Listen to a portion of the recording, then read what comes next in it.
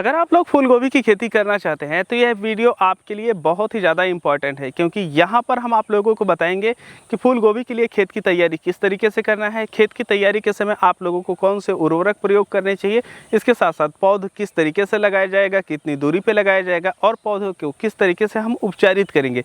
तो सारी डिटेल मिलने वाली है आप लोगों को इस वीडियो में। फूल गोभी की खेती के लिए आप लोगों को खेत की तैयारी कैसे करनी चाहिए। एक बार आप लोगों को गहरी जुताई करनी है। गहरी जुताई आप लोग कल्टीवेटर या हैरो की सहायता से कर सकते हैं। इसके बाद आप लोगों को रूटावेटर लगा देना चाहिए। लेकिन आप लोगों को एक चीज़ का ध्यान रखना चाहिए कि आपका खेत समतल होना चाहिए। अगर आपका खेत समतल नहीं है तो आप लोग लेजर लेवलर की सहायता से उसे समतल कर सकते हैं, क्योंकि अगर समतल नहीं रहेगा, ऐसी परिस्थिति में जब भी आप लोग सिंचाई करेंगे, खासतौर पर परंपरागत विधि जिसे फ्लड इरिगेशन बोला जाता है, तो ऐसे में पानी कहीं ज़्यादा लगेगा, कहीं कम लगेगा, तो आपके जो पौधे की वृद्धि है यह कम और ज़्यादा देखने को मिल सकती है। तो इस वजह से खेत का समतल होना ज़रूरी होता है। आपका खेत समतल हो गया तो इसके साथ साथ भुरभुरा भी होना चाहिए, क्योंकि जो फूल गोभी के पौधे होते हैं यह काफ़ी ज़्यादा कोमल होते हैं, और ऐसे में जब इनका पौधरोपण किया जाता है और हल्का सा दबाया जाता है तो इस दौरान अगर मिट्टी में ढेले रहेंगे तो आपके पौधे टूट सकते हैं। तो आप लोगों को इन चीज़ों का ध्यान रखना चाहिए, जिससे आपके फूल गोभी के जो मरने का परसेंटेज होता है इसको कम किया जा सके। तो अगर एक बार रूटावेटर चला करके खेत पूरी तरीके से भुरभुरा नहीं होता है तो आप लोग 2 बार रूटावेटर चला सकते हैं, और आखिरी रूटावेटर चलाने से पहले आप लोगों को उसमें जो खेत की तैयारी के समय उर्वरक देना होता है वह दे देना चाहिए। अगर आप लोग एक नए किसान हैं और आप लोगों को पता नहीं है कि फूल गोभी की खेत की तैयारी के समय कौन कौन से उर्वरक देने चाहिए, तो आप लोगों को एक सिंपल सा तरीका बता रहे हैं। आप 12-32-16 फर्टिलाइजर ले लीजिए और उसको 100 केजी प्रति एकड़ के हिसाब से अपने खेतों में डाल करके अंतिम बार रूटावेटर चला सकते हैं। लेकिन अगर आप लोग थोड़ा सा एडवांस करना चाहते हैं और भी बेहतर रिजल्ट प्राप्त करना चाहते हैं तो आप लोगों को NPK 12-32-16 प्रयोग नहीं करना चाहिए। उसकी जगह पे आप लोगों को प्रति एकड़ 30 से 35 केजी नाइट्रोजन प्रयोग करना चाहिए, जो यूरिया में मिल जाता है। इसके साथ साथ 40 केजी आप लोगों को पोटास प्रयोग करना है। अगर आप लोग पोटास प्रयोग करते हैं कि फूल गोभी के फूल निकलते हैं वह काफ़ी ज़्यादा दूध जैसे होते हैं, जिसकी वजह से मार्केट में जो उनका रेट होता है यह काफ़ी ज़्यादा बेहतर देखने को मिल जाता है। तो आप लोगों को 40 केजी प्रति एकड़ पोटास प्रयोग करना है। इसके साथ साथ सिंगल सुपर फास्फेट आप लोगों को 60 से 65 केजी प्रयोग करना है, और यह सब खाद एक साथ आप लोगों को मिक्स कर लेनी है। लेकिन अगर आप लोग और भी बेहतर रिजल्ट चाहते हैं तो जो हमारी सीवीड आती है, जिसे समुद्री शैवाल से बनी हुई खाद बोलते हैं, इसे आप लोग 5 से 6 केजी प्रति एकड़ के हिसाब से मिक्स करके पूरे खेत में डाल दीजिए, और उसके बाद आप अपने खेत की अंतिम जुताई कर दीजिए। लेकिन ध्यान रखें कि अगर आपके खेत में दीमक वगैरह की समस्या रहती है तो आप लोग जो रिजेंटा आता है या फिप्रोनिल दानेदार आता है 0.3% में उसे प्रयोग कर सकते हैं, और जो मात्रा रखी जाएगी फूल गोभी की खेती के लिए इसे 3 केजी से लेकर के 4 केजी प्रति एकड़ रखी जाएगी। जब हमारा खेत पूरी तरीके से तैयार हो जाता है तो पौधरोपण से ठीक पहले हम लोग अपने खेत में इस तरीके का काम करते हैं, जैसा आप लोग हमारे पीछे देख पा रहे हैं। इसे बोलते हैं खांचा, और इसकी सहायता से ज़मीन में हम खांचते हैं, मतलब ये निर्धारित करते हैं कि हमारा कौन सा पौधा कहाँ पर लगाया जाएगा। इस तरीके से बना देने से हमारा जो पौधा होता है, एक पौधे के सामने एक पौधा होता है, जिसकी वजह से हमारे पौधे एकदम लाइन में सीधे दिखते हैं, और यह खेती के प्रति हमारी जो लगन होती है उसको दर्शाता है। तो इस तरीके से आप लोग बना सकते हैं। जब आप लोग इस तरीके से बनाते हैं तो जब पौधरोपण का टाइमिंग होता है उस समय आपके पौधे काफ़ी तेज़ी से लगते हैं, और जो आपका खेत होता है यह जल्दी से बैठ जाता है। तो इस तरीके से आप लोग यंत्र बना करके प्रयोग कर सकते हैं। अभी हम खांचा की सहायता से लाइनिंग यहाँ पर बना दिए हैं कि कौन सा पौधा कहाँ पर लगाया जाएगा।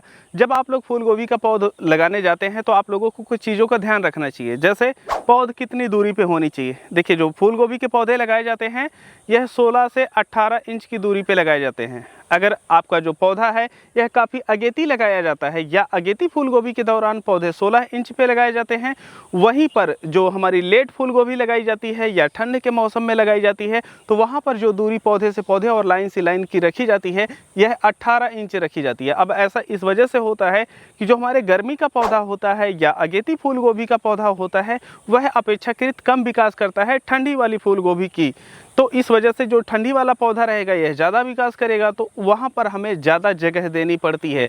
आप लोगों को एक चीज़ ये भी बताते चले कि जो फूल गोभी का उत्पादन होता है गर्मी या अगेती में कम होता है, लेकिन रेट ज़्यादा बेहतर देखने को मिलता है। और वहीं पर जो हम ठंडियों में लगाते हैं इनका प्रोडक्शन प्रति पौधे ज़्यादा होता है, लेकिन यहाँ पर रेट गर्मियों की अपेक्षा कम देखने को मिलता है। हालांकि अगर कभी कभी शॉर्टेज हो जाता है तो रेट जो है यहाँ पर भी बेहतर देखने को मिल जाता है, लेकिन अगर हम औसत की बात करें तो गर्मी का रेट ज़्यादा मिलता है और ठंडियों का रेट कम मिलता है। पौधरोपण से पहले अपनी जो फूल गोभी रहेगी इसकी जड़ों को उपचारित किया जाता है। उपचारित करने से जो आपके पौधे की मोर्टेलिटी होती है यह कम देखने को मिलती है। हम यहाँ पर उपचारित करने के लिए प्रोपिकोनाजोल फंगिसाइड और ह्यूमिक एसिड का प्रयोग कर रहे हैं। प्रोपिकोनाजोल फंगस से सुरक्षा दिलाती है, लेकिन वहीं पर जो ह्यूमिक एसिड है यह जड़ों के विकास में ज़्यादा योगदान देती है, जिससे जब हमारे पौधे खेत में लग जाते हैं तो तेजी से विकास करते हैं। आइए हम आप लोगों को दिखाते हैं कि किस तरीके से आप लोग उपचारित करेंगे। जब भी हम फूल गोभी, मिर्च या टमाटर जैसी फसलों का पौधरोपण करने जाते हैं तो हमें उनकी जो जड़ें होती हैं इनको उपचारित करके लगाना चाहिए। जब जड़ आप उपचारित करके लगाते हैं तो इसमें लगने वाला तना गलन जो रोग होता है जिसकी वजह से पौधे मारे जाते हैं, यह रोग नहीं लगता है। अगर आप लोग इसको उपचारित करना चाहते हैं तो किस तरीके से उपचारित करेंगे, आप हमारे हाथों में जो देख रहे हैं ये है प्रोपिकोनाजोल। यह 25% में आती है, जिसे आप उपचारित करते समय 2 ml प्रति लीटर पानी में मिला करके उपचारित कर सकते हैं। तो यहाँ पर हम 2 ml के हिसाब से मिक्स कर ले रहे हैं। यह इसी फॉर्म में आती है। जब आप इसको पानी में मिक्स करते हैं तो दूध जैसा हो जाता है। और उपचारित करने के लिए हम दूसरी चीज़ प्रयोग कर रहे हैं ह्यूमिक एसिड। ह्यूमिक एसिड जो होता है जब इससे उपचारित किया जाता है तो जो हमारी पौधे की जड़ें होती हैं यह तेज़ी से विकास करती हैं और उनका जो मोर्टेलिटी रेट होता है यह घट जाता है। तो उपचारित करते समय इसे हमें 3 ml लेना है प्रति लीटर पानी के हिसाब से। तो यहाँ पर हम इसको ले रहे हैं। यह पूरी तरीके से ब्लैक होता है। तो जब आप इसे मिक्स करते हैं तो कुछ इस तरीके से आपका जो पदार्थ है यह तैयार हो जाता है। इसके बाद हम इसको अच्छी तरीके से हिला लेते हैं। जब यह पूरी तरीके से मिक्स हो जाएगा तो जो हमारी फूल गोभी की जड़ें होती हैं इनको लेना है और हमें इस तरीके से डुबो करके निकाल लेना है। अब हमारे फूल गोभी का जो पौधा है यह उपचारित हो गया है।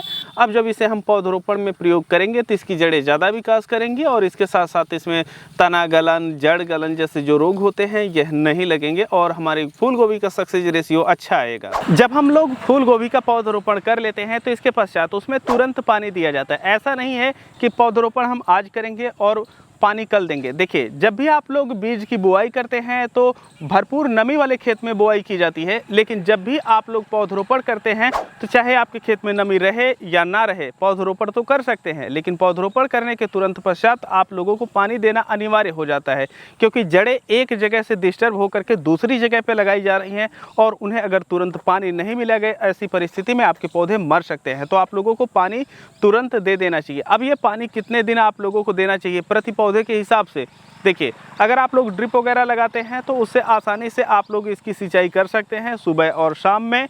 लेकिन अगर आप लोग हमारी तरीके से परंपरागत तरीके से कर रहे हैं तो आप लोगों को हाथ से प्रति पौधे देना चाहिए। जैसा कि हम दूसरे खेत में ड्रिप लगाए हैं, लेकिन वहाँ पर हम फूल गोभी का पौधरोपण नहीं कर रहे हैं, हम दूसरे खेत में कर रहे हैं, यहाँ पर ड्रिप नहीं लगी हुई है, तो यहाँ पर प्रति पौधे के हिसाब से पानी दिया जाएगा। अब अगर मौसम ज़्यादा गर्म है, अगर जो अगेती फूल गोभी होती है उसे कम से कम 3 दिन पानी दिया जाता है सुबह शाम।